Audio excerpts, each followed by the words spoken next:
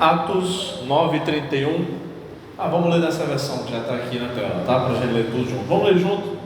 Certo? Assim, a igreja passava por um tempo de paz em toda a Judéia, Galiléia e Samaria, sendo edificada e vivendo no temor do Senhor. E por meio da coragem proporcionada pelo Espírito Santo, a igreja crescia dia a dia em número. Amém. Nós já oramos, a irmã já orou por nós, toda a igreja. Bem, irmãos, nosso tema, o mesmo dos outros irmãos que vão falar essa semana, resgatando valores primitivos em uma igreja contemporânea. E a palavra primitiva aqui tem uma conotação positiva, porque não é primitivo em relação a algo arcaico, mas é primitivo em relação a algo bom, que foram os primeiros anos da igreja cristã. Então a ideia é resgatar os valores primitivos, mas não arcaicos, os valores da igreja primitiva para a nossa igreja, para a igreja contemporânea. De início eu quero destacar 3 questões. A primeira delas é sobre o livro de Atos, que é um livro maravilhoso, essa segunda parte da obra de Lucas, que junto com o Evangelho de Lucas e o livro de Atos formam aproximadamente 25% do texto do Novo Testamento. Então ninguém escreveu tanto no Novo Testamento quanto Lucas, tá? Paulo escreveu 13 cartas, João escreveu no Evangelho 3 cartas e o Apocalipse, mas juntando tudo não dá o que Lucas escreveu, tá? E é interessante porque Lucas provavelmente é o único autor gentil do Novo Testamento. Todos os outros autores eram judeus. A gente não sabe quem escreveu Hebreus, mas com certeza deve ter sido um judeu. E a gente sabe que Lucas era um gentil, de acordo com Colossenses capítulo 4, quando Paulo fala quem está com ele, enquanto ele estava escrevendo aquela carta na prisão, em Roma. Os da circuncisão, aí ele menciona alguns irmãos, e os que não são da circuncisão, ou seja, não são judeus. E Lucas é mencionado ali em Colossenses 4. Esse livro, o livro de Atos, abrange um período de cerca de 30 anos. Então a gente lê assim, parece que foi uma coisa, um dia após o outro, e não foi.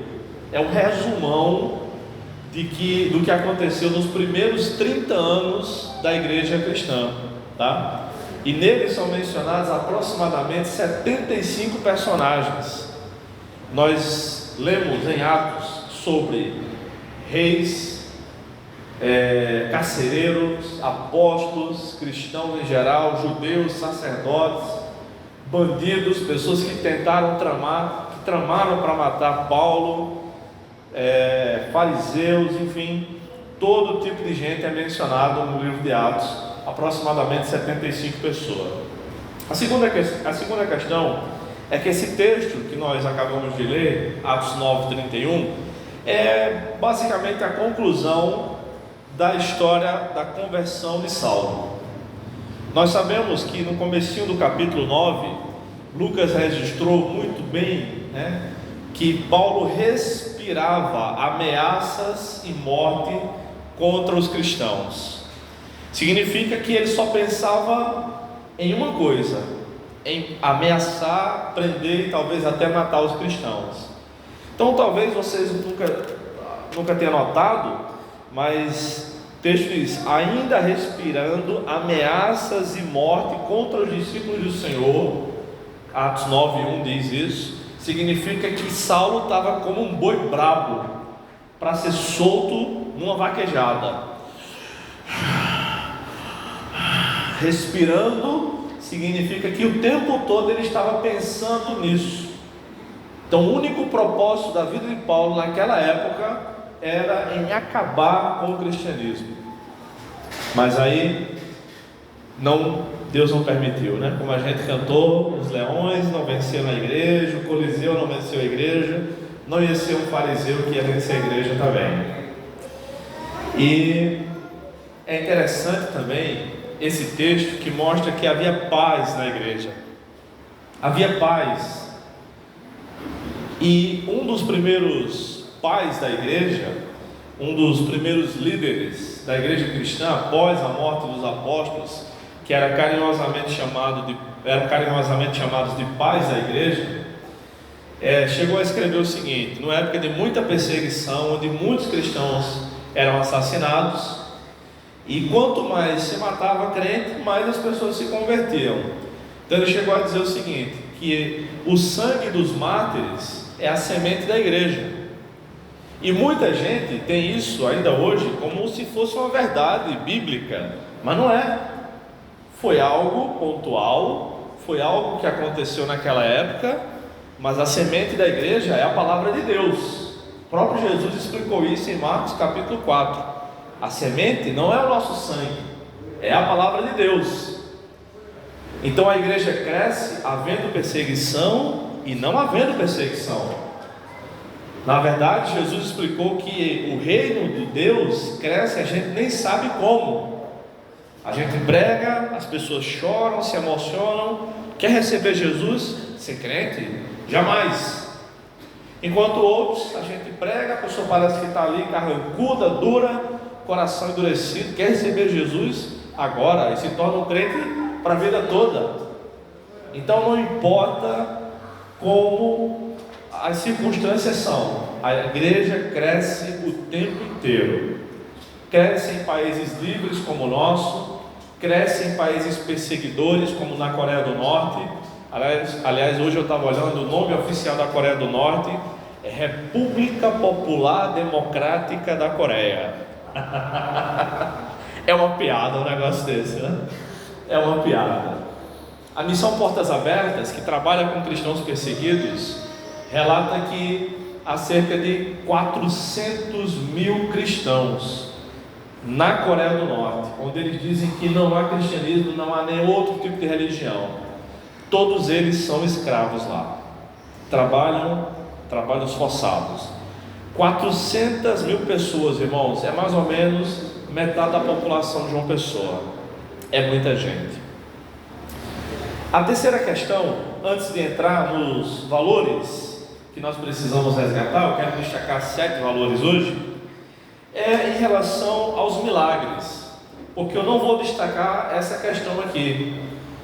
Muita gente mesmo no nosso meio, no meio evangélico, acredita que nos tempos dos apóstolos, nos tempos bíblicos, acontecia mais milagres do que hoje, mas é o contrário.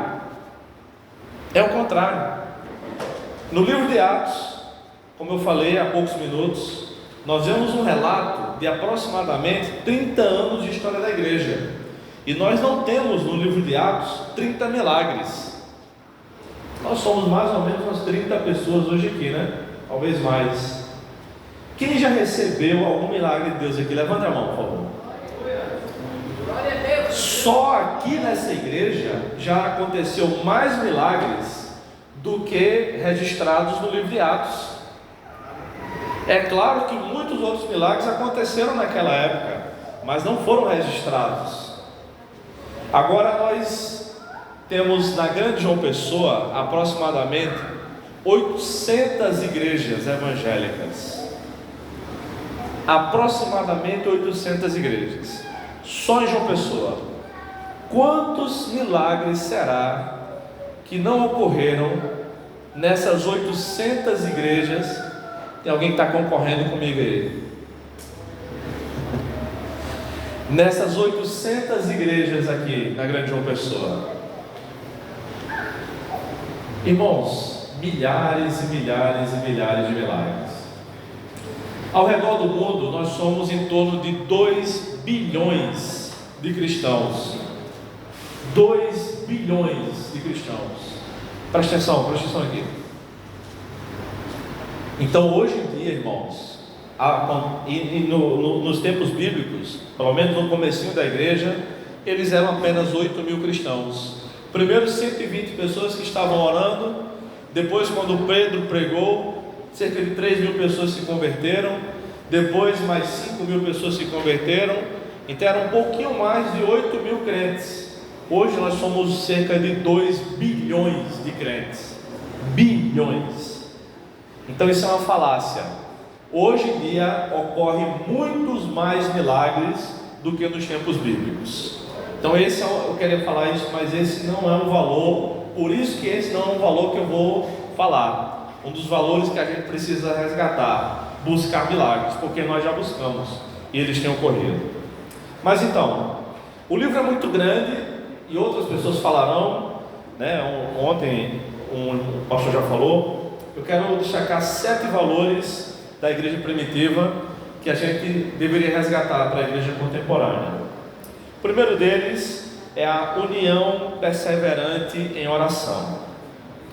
E eu me refiro a Atos capítulo 1, do verso 13 ao verso 15, que diz o seguinte: quando chegaram à cidade, subiram ao aposento superior, onde estavam Pedro e João, Tiago e André, Filipe e Tomé, Bartolomeu e Mateus, Tiago, filho de Alfeu, Simão, o Zelote, e Judas, filho de Tiago. E unidos, todos se dedicavam à oração, juntamente com as mulheres, com Maria, mãe de Jesus, e com Maria e com os irmãos dele. Naqueles dias, estando ali reunidas cerca de 120 pessoas. Esses 120 crentes passaram 10 dias intensos de oração, até receberem o poder do Espírito Santo, conforme está em Atos capítulo 2. E como é que nós sabemos que foram 10 dias? É simples, vamos fazer os cálculos. Jesus morre e ressuscita na Páscoa. A festa da colheita acontecia 50 dias após a Páscoa. Era a festa de Pentecostes. Aliás, a palavra Pentecostes significa 50º. 7 semanas, mais um dia, 50 dias. Então, nós sabemos que quando Jesus ressuscitou, ele passou quantos dias mesmo aqui antes de subir para o céu? 40 dias. Se eles passaram esse tempo orando, e o Espírito Santo veio no dia de Pentecostes, só restavam 10 dias. Eles passaram então 10 dias intensos de oração, irmãos. Oração, união perseverante em oração, é um valor que a gente precisa resgatar. Algumas igrejas têm cultos específicos de oração e passam muito tempo em oração. Eu admiro muito esse aspecto da Assembleia de Deus, que tem os seus círculos de oração, e eu já fui a vários. A família da minha esposa toda é da Assembleia de Deus, e mesmo antes de conhecê-la, eu fui a muitos círculos de oração. Irmãos, não é à toa que a Assembleia de Deus é a maior igreja do Brasil, e a Assembleia de Deus do Brasil é a maior Assembleia de Deus do mundo. Eles oram demais, eles oram o tempo todo. Talvez pequem no discipulado, ou não, depende da igreja, depende do pastor. Mas uma coisa ninguém pode negar: eles oram muito. Eu dou aula no seminário da Assembleia de Deus aqui em João Pessoa, e várias vezes aconteceu a seguinte circunstância. Comecei minha aula, oramos, começamos, e aí chegou um aluno atrasado. E aí pede licença, eu faço assim já, para não interromper, já mando o cara entrar. E ele não quer saber se eu estou dando aula, se eu estou orando, não quer saber. Ele se ajoelha lá na sala de aula, ora em silêncio, sem atrapalhar a aula, senta e começa a prestar atenção na aula. Eu vou chamar a atenção do irmão que está orando? Eu não, é melhor falar com Deus do que me ouvir 10 vezes, ou 1000 vezes. Mas é assim que eles encaram, com seriedade. Oração com seriedade. A gente precisa, irmãos, nos unir mais, nos juntar para orar mais. Segundo valor, que eu gostaria de chamar a atenção, também tem relação com a oração. É a oração fervorosa. Atos 4:31 diz o seguinte: e quando terminaram de orar, o lugar em que estavam reunidos tremeu. Todos ficaram cheios do Espírito Santo e passaram a anunciar com coragem a palavra de Deus. As primeiras perseguições tinham começado à igreja, e os irmãos se reuniram para orar. E é interessante, irmãos, essa oração de Atos capítulo 4, que em nenhum momento eles pedem para que a perseguição cesse. Em nenhum momento. Quando Pedro estava preso, aliás, em Atos capítulo 12, diz que a igreja estava orando por ele, mas não diz que a igreja estava orando pela libertação de Pedro. Isso é uma inferência que a gente faz, e eu nem sei se está certa. Tanto é que Pedro é liberto, mas Tiago, antes dele, não foi liberto, foi assassinado. Irmãos, o lugar onde eles estavam tremeu, isso é literal. Houve um terremoto ali. Em alguns momentos da história bíblica, um terremoto é um sinal da bênção e da presença de Deus. Quando Elias estava lá na caverna com depressão, aquele terremoto, não, Deus não estava naquele terremoto, Deus não estava ali. Mas quando Jesus morreu e a terra tremeu, nós vemos ali a natureza, a criação gemendo, né? E aqui nós temos o relato de mais um terremoto. Irmãos, talvez os mais jovens que não tenham estudado um pouco sobre a história da igreja no Brasil não conheçam, mas os mais antigos talvez podem conhecer que, na verdade, na década de 1960 aconteceu um grande avivamento em todo o Brasil. E esse avivamento começou na biblioteca de um seminário lá em Recife. Um grupo de seminaristas decidiu passar um período da noite orando. E quando eles estavam orando, eles decidiram continuar. Muito obrigado. Decidiram continuar a oração e foram continuando, oraram a noite inteira. E quando amanheceu o dia, no domingo, eles se arrumaram e, sem dormir, foram para a escola bíblica. E em um momento da escola bíblica, o pastor chamou para fazer uma oração lá na frente, numa igreja batista lá em Recife. E quando eles estavam orando, o lugar onde eles estavam também tremeu. E várias pessoas ainda estão vivas, que estavam presentes naquele lugar. Literalmente tremeu. E dali, aquele fogo do Espírito se expandiu por todo o Brasil, irmãos. E a década de 1960 foi conhecido, houve um movimento aqui no Brasil, um movimento de Deus, conhecido como movimento de renovação espiritual, onde as pessoas eram batizadas com o Espírito Santo, dentro de igrejas hipertradicionais, igrejas presbiterianas muito mais radicais e fechadas para os dons espirituais do que as que nós conhecemos hoje. E de repente, no meio do culto, alguém começava a falar em línguas, e essas pessoas foram expulsas da igreja e foram acolhidas pelo pastor Catão, lá de Cruz das Armas, né, de saudosa memória, faleceu ano passado, aos 102 anos, e também nas igrejas da Assembleia de Deus. Isso aconteceu por todo o Brasil. A igreja orou com fervor. Irmãos, a gente conversa com os nossos amigos e se empolga, e fala alto, e se anima, mas às vezes quando a gente vai orar, vai falar com Deus, é uma tristeza tão grande, né? Fala tão baixinho que é para ninguém nem ouvir. Eu não digo amém a uma oração que eu não entendi, isso é bíblico, né? A gente não pode dizer amém a algo que a gente não entendeu. Está faltando fervor no nosso meio, irmãos. Tem irmãos que quando vão orar, oram, e Deus ouve e responde. Mas tem irmãos que quando oram, a graça de Deus enche o ambiente. Isso é diferente mesmo. São pessoas que têm mais intimidade com Deus mesmo. O próprio Jesus disse: aquele que busca mais, tem mais. Em Mateus capítulo 7 ele disse isso. Houve um homem chamado John Hyde. Esse homem ficou conhecido como o homem que orava. E ele passava horas e horas e horas em oração.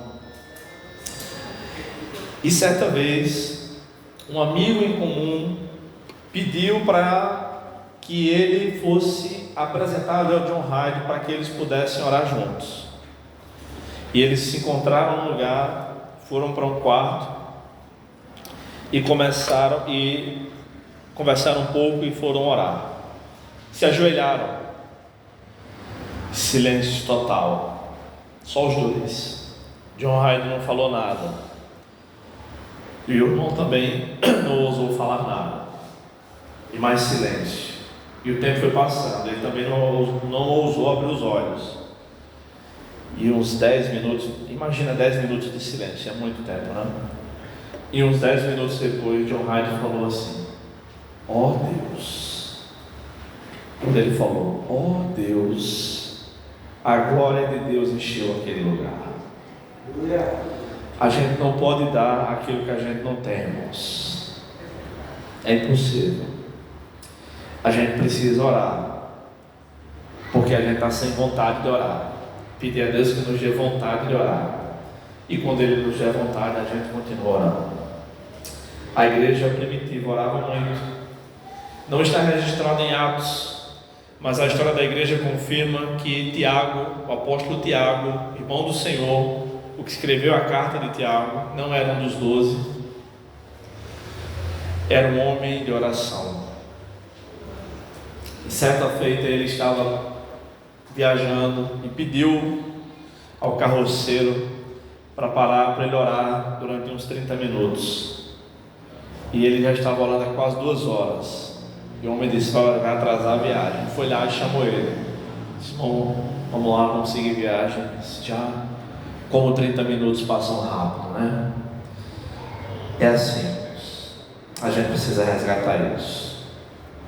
O terceiro valor que eu gostaria de chamar a atenção é a prioridade ministerial. Prioridade ministerial.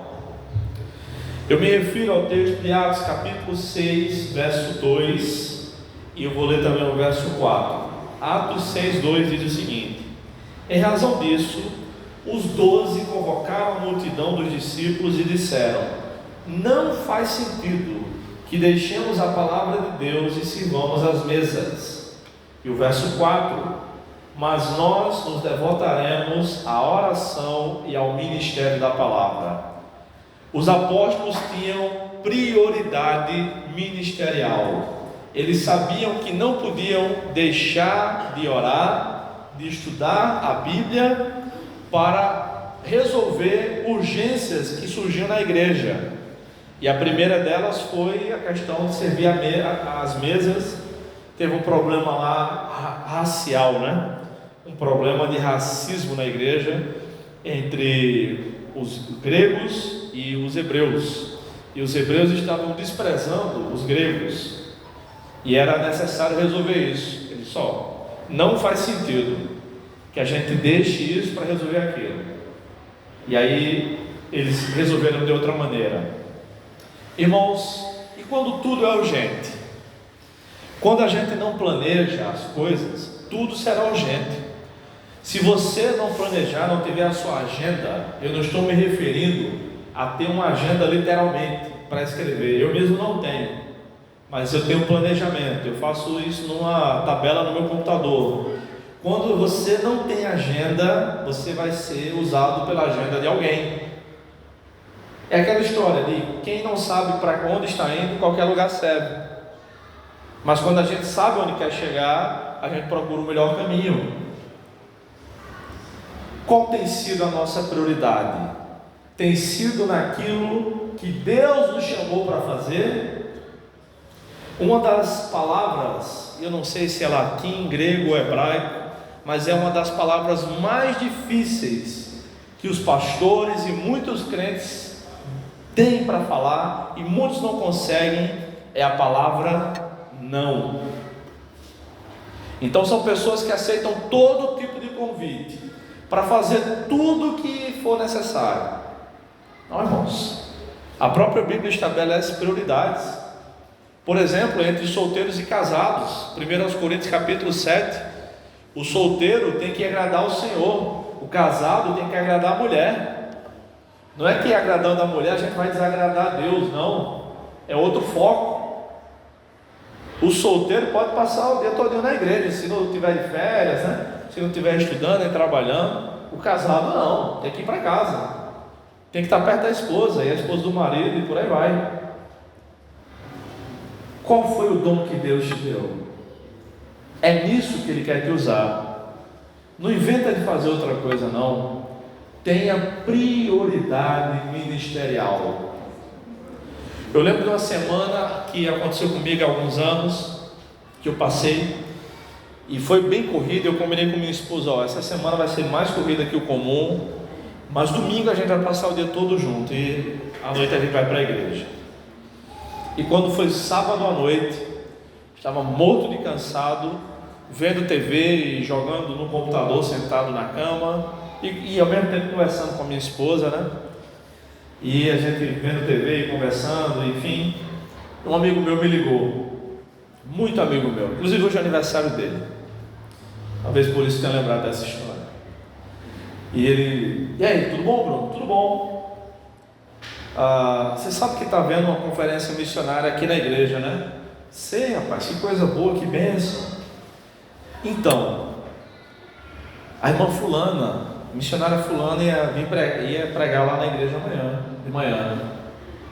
Disse: rapaz, e aí? Foi que houve? Não vai poder. Aí eu chamei fulano e tal, ele também não vai poder. Você não quer vir pregar aqui não? Eu sei que para você não vai ser um problema, você já deve ter mensagem pronta, inclusive, sobre isso aí. Aí eu disse: cara, agradeço o convite aí, por ter me colocado na preferência em terceiro lugar. Ele era amigo, eu podia falar assim, né? Mas agradeço a lembrança, mas não dá, cara, porque aconteceu isso, eu combinei com Kelly, que eu ficaria com ela amanhã, e eu vou ficar com ela amanhã. Disse: não, mas veja bem, a gente está precisando e tal. Aí deixei ele falar. Não duvido da necessidade de vocês. Imagino que eu no seu lugar estaria muito aperreado, mas eu não vou retroceder não. Eu já combinei com minha esposa, e a tua igreja não é minha prioridade não, a minha esposa é. E ele tentou mais uma vez, nem lembro o que ele disse. Eu disse: meu irmão, eu não quero ser grosseiro com você, eu não vou, não importa o argumento que você diga, não importa a oferta que você me prometa, eu não vou. Liga para outra pessoa, ou fica para a próxima. Ele ficou chateado, sem nenhuma razão, o problema é dele. Eu não combinei nada com ele, eu não quebrei nenhum acordo, mas eu combinei com minha esposa. Prioridade, irmãos. Agora você imagina, se eu tivesse ido, como a minha mulher teria esse sentido. Mas eu não fui. Aí você imagina como ela se sentiu. Completamente valorizada, casamento fortalecido, 10 anos de casamento, abençoados, 14 de namoro, vai completar agora domingo, juntando tudo, né? Desde o começo do namoro. Não passei 14 anos namorando não, viu gente? É desde o começo.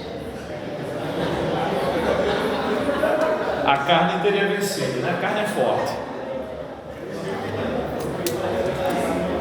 Atenção aí vocês, atenção. Quarto valor que precisamos resgatar: agilidade para criar novos ministérios. Uma das palavras utilizadas pelo apóstolo Paulo em Romanos capítulo 12, em relação aos dons espirituais, é a liderança. Dom de liderança, se não me falha a memória, só aparece na lista de dons em Romanos 12. E aquele que recebeu o dom da liderança tem que agir com zelo. Zelo. A palavra é traduzida como zelo, mas a palavra na língua original é a palavra afobação. Afobação é diferente na Bíblia do que é para nós. Alguém afobado para a gente é alguém que troca os pés pelas mãos, alguém que fala o que não devia. Mas na Bíblia, afobação é alguém que age, que tem iniciativa. Liderança é assim: liderar é resolver problema. Pastorear uma igreja, por menor que seja, é mais difícil do que gerenciar uma grande empresa. Eu perguntei isso a vários colegas. Essa não é uma conclusão somente minha. Então, o bom líder, independente do ministério, é aquele que sabe tomar decisões importantes e tem coragem para tomar rapidamente, que tem agilidade até, se for o caso, para criar novos ministérios. Foi isso que os apóstolos fizeram. Olha, não faz sentido que deixemos a oração e a palavra de Deus para nos dedicar às mesas, mas vamos fazer o seguinte: vocês façam o seguinte, escolham dentre vós 7 homens de boa reputação, cheios do Espírito Santo e de sabedoria, aos quais encarregaremos deste serviço. Atos 6:3. A gente vive uma época de jovens covardes, de pessoas que se omitem, e pessoas talentosas que não querem botar o talento para fora, porque estão magoadinhas com a liderança da igreja. Para quem que você está servindo? É para a igreja somente ou é para Deus? Se Jesus estivesse aqui encarnado fisicamente e pedisse para cada um de nós, vá até o final da rua e tem uma torneira lá, e volte e traga 10 baldes cheios d'água, quem de vocês não iria? Todos nós iríamos, mesmo que a gente parasse, não está pesado, eu não posso trazer cheio, daria 20 viagens, só posso trazer meio balde, mas a gente faria isso, sim ou não? Faria. Quando a gente faz para Jesus é diferente. Então, ao invés de carregar baldes, cante, toque um instrumento, limpe a igreja, receba as pessoas ali na frente, providencie avisos, visite pessoas que estão faltando na igreja, interceda pela igreja em sua casa, sem dizer nada a ninguém, só para Deus ver, não para o homem ver. Exerça o seu ministério. Tem que ter agilidade para criar novos ministérios, e a gente tem que saber encontrar as pessoas certas para exercer esses ministérios. Os critérios que os apóstolos escolheram foram altos, não podia ser de qualquer jeito, né? Os irmãos tinham que escolher pessoas de boa reputação, não devia ser escolhido pelos apóstolos, o povo é que tem que escolher entre vós. Deviam ser pessoas confiáveis, respeitáveis, porque iam lidar com dinheiro, iam lidar com prestação de contas, então tem que ser gente confiável, de preferência, né, que não seja da família pastoral, de preferência que não tenha nada a ver com a tesouraria da igreja, que tenha mais de um de preferência, e devia ser pessoas também cheias do Espírito Santo, cheias do Espírito Santo para administrar a cesta básica. Pois é, no reino de Deus nada é inútil, nada é pequeno, nada é qualquer coisa, tudo é muito importante. Então esse é um valor que a gente precisa criar, precisa resgatar, aliás, agilidade para criar novos ministérios, ou para resolver problemas quando necessários. E essa afobação, ou esse zelo que o líder precisa ter, tem relação com isso. Tem um buraco aqui, está caindo uma goteira, coloca um balde aqui, passa um ano chovendo dentro do balde, daqui a pouco cai o teto da igreja, mata todo mundo. Por quê? Porque o líder não resolveu. Não pode ser assim, irmãos, não pode ser assim. Aí a gente vê um bando de jovens que no Instagram eles vão mudar o mundo, mas não forra a própria cama, não sabe se bota detergente ou sabonete para lavar os pratos na esponja, mas vão mudar o mundo. Vai cuidar da tua vida primeiro, entender o que é o mundo antes de querer mudar.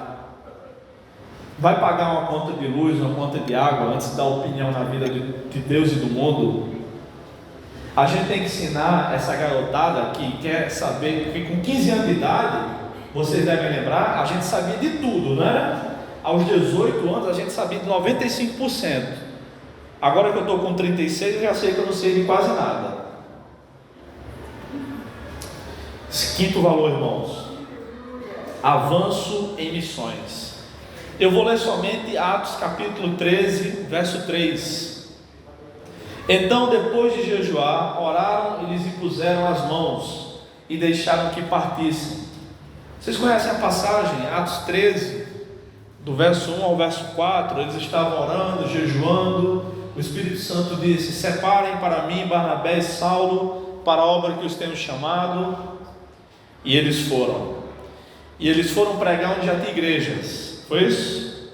Não. A prioridade de Deus é anunciar o Evangelho onde Jesus ainda não foi anunciado. Você passa de carro, de ônibus ali na Avenida Cruz das Armas, e é uma igreja quase vizinha à outra. Quase vizinha. Se você vai em direção ao centro, é de um jeito. Se você volta, é do mesmo jeito. Será que ali para trás não precisa de mais igreja, não? Há no sertão nordestino 10.000 povoados sem a presença de um cristão, de um crente. Eu estive em vários desses povoados. Eu vi. A gente quer ser crente, eles disseram, mas havia um pastor aqui discipular? Vai não. O pastor da cidade, que era São João do Rio do Peixe, não ia dar conta, como não deu. A gente precisa enviar mais missionários. E tem gente que acha que ser missionário, ou acha que está fazendo demais, quando vem à frente no culto de missões, faz uma oração e daqui a um mês depois esquece. Sabe quanto tempo depois da conversão de Saulo ele começou a discipular a igreja em Antioquia com Barnabé? No mínimo 14 anos depois. Saulo já era um rabino fariseu, já tinha o Antigo Testamento todinho na cabeça. Se recolheu até o dia que Barnabé, o seu discipulador, foi lá em Tarso, procurou ele, levou para Antioquia da Pisídia, e a igreja em Antioquia se tornou uma base missionária. Sexto valor, a qualidade na pregação. Esse texto eu não pus aqui, é um texto mais longo. Atos capítulo 18.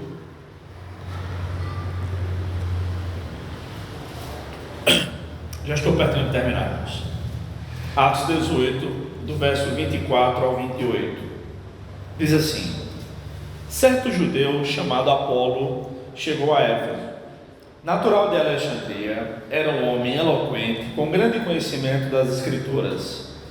Ele era instruído no caminho do Senhor e fervoroso de espírito. Falava e ensinava com precisão as coisas concernentes a Jesus, ainda que conhecesse somente o batismo de João. Ele começou a falar corajosamente na sinagoga. Mas quando Priscila e Áquila o ouviram, levaram-no consigo e lhe expuseram com mais precisão o caminho de Deus. Querendo ele passar a Acaia, os irmãos o animaram e escreveram aos discípulos que o recebessem. Quando ali chegou, auxiliou muito os que pela graça haviam crido, pois com grande poder refutava publicamente os judeus, demonstrando pelas Escrituras que Jesus era o Cristo. Irmãos, em Atos nós só vemos grandes pregações. Às vezes elas eram curtas, mas eram profundas. Nós estamos vivendo uma época de muitos pregadores ruins, muitos. E às vezes a gente confunde um bom comunicador com um bom pregador.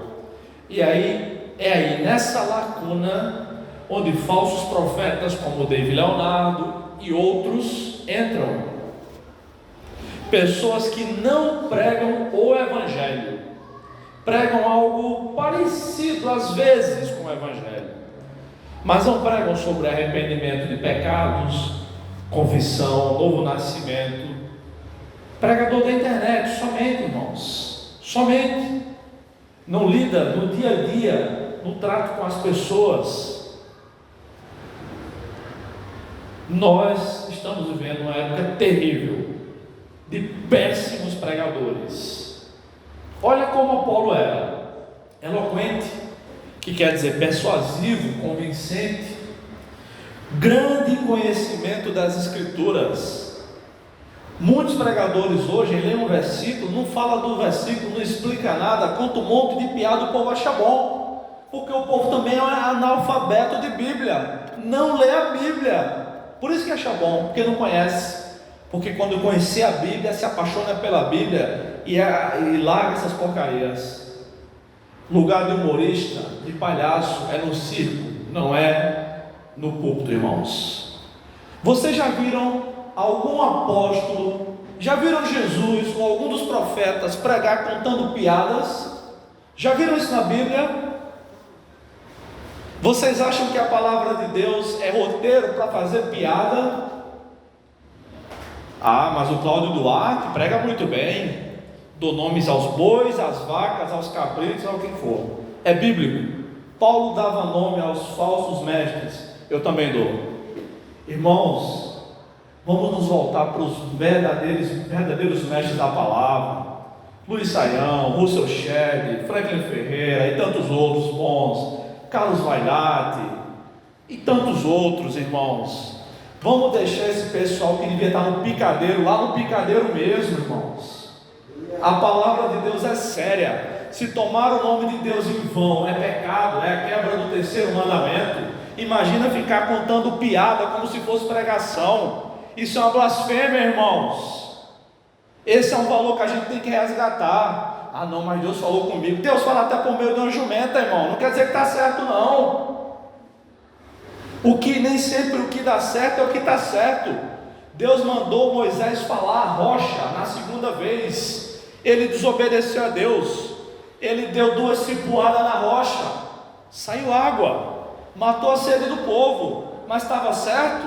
Não, deu certo, mas não estava certo. Por causa disso, ele não entrou em Canaã. Nem sempre o que dá certo está certo. Apolo sim era um grande pregador, eloquente, com grande conhecimento das Escrituras, instruído no caminho do Senhor, falava com precisão acerca de Jesus. Esse pessoal lê alguma coisinha que Jesus disse, mas não sabe quem é o Jesus da Bíblia de verdade. E por fim demonstrava pelas Escrituras que Jesus era o Cristo, depois de ser corrigido por Priscila e Áquila. Esse valor, a qualidade na pregação precisa ser resgatado.